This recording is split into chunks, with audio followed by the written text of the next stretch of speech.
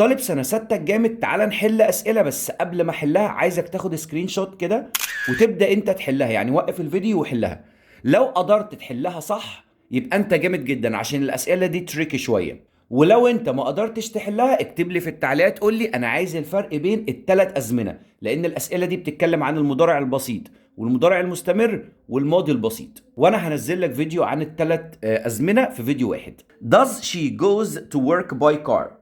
هل هي بتروح الشغل بالعربيه؟ does بيجي معاه الفعل في المصدر، هتبقى go. منى don't studying at the moment.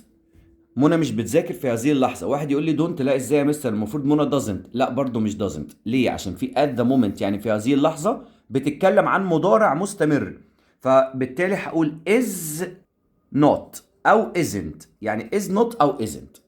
Is your brother sings now؟ هل أخوك بيغني دلوقتي؟ is و am و are بيجي معاهم فعل مضاف له ing، هتبقى singing، هضيف له ing.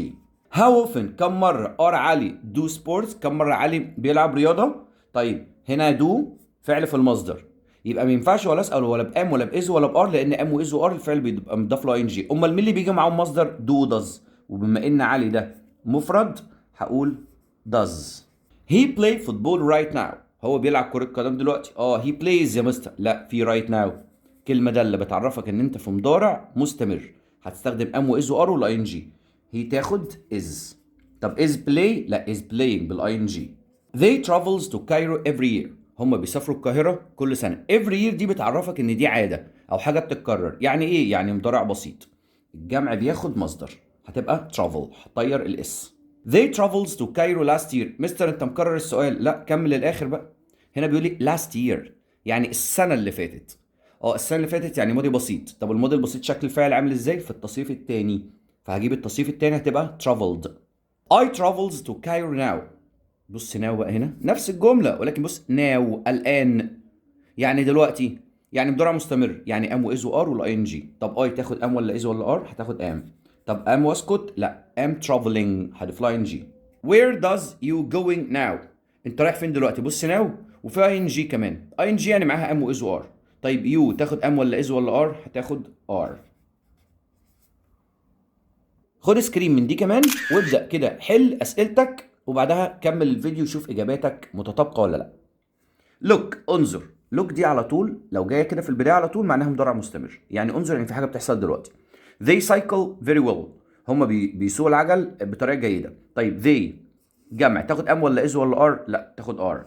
طيب ار سايكل؟ لا، ار سايكلينج بالاي ان جي، وهطير الايف خلي بالك قبل ما اضيف الاي ان جي. He are at home yesterday. هو في البيت بص امبارح yesterday. واحد يقول لي هي ار ازاي يا مستر، المفروض هي از. لا، انا بقول لك yesterday. yesterday هلعب مع was were، هختار طبعا was عشان هي مفرد. ancient Egyptians المصريين القدماء builds their homes with mud bricks. المفروض بقى بيبنوا البيوت بتاعتهم بالمود بريكس. لا، المفروض بنوا. ليه يا مستر؟ مفيش حاجه بتدل على الماضي. ده ancient Egyptians لوحدها ماضي، يعني مصريين قدماء دول ماتوا من الاف السنين، فاجيب تصريف تاني هتبقى built. She drink milk in the morning. هي بتشرب لبن في الصباح. in the morning دي يعني معنى كده ان دي عادة. عادة يعني مضارع بسيط، هتبقى drinks، عشان طبعا she مفرد والمفرد بيحب الاس. She drink milk at the moment. طب ما بتشرب لبن برضه يا مستر. at the moment الكلمات الدالة هي اهم حاجة في هذه اللحظة. في هذه اللحظة يعني مضارع مستمر، يعني ام واز وار والاي ان جي. she تاخد is ودرينك تبقى drinking، هضيف لها ان جي. ولو قابلت صعوبة في حل الأسئلة أو حسيت إن هي غريبة عليك شوية، ابعت لي في التعليقات وأنا هعمل لكم فيديو بيضم الثلاث أزمنة مع بعض بطريقة سهلة وفيها كل الكلمات الدالة وشكل الفعل بيبقى عامل إزاي. شكرا جدا.